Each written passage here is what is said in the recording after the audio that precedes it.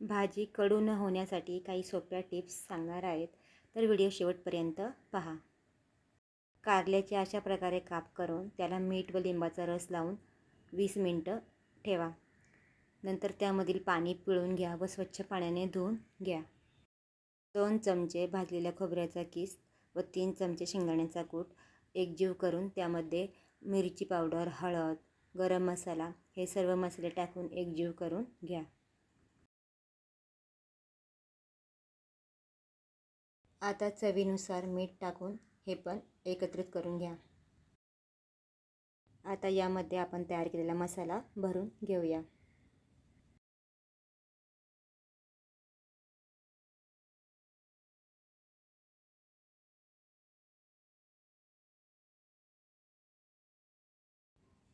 आता कढईमध्ये 2 ते 3 चमचे तेल टाका. त्यामध्ये जिरा, लसूण, बारीक चिरलेला कांदा चांगला गुलाबी होईपर्यंत परतून घ्या मंद आचेवरती.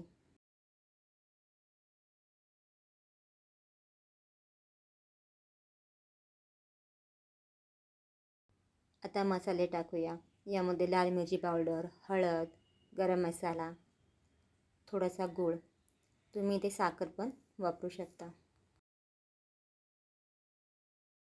आता यामध्ये कारले टाकून त्याला छान परतून घेऊया व झाकण ठेवून एक 5 मिनटं वाफ काढून घेऊया.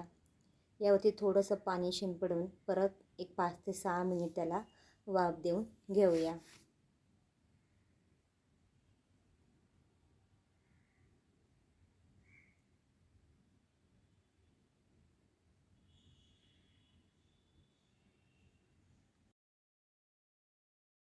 कारलं खाली कढईला लागू नये म्हणून मी थोडं इथं पाण्याचा शिपका मारलेला आहे. आपल्याला हीच प्रोसेस 2 ते 3 वेळा करायची आहे.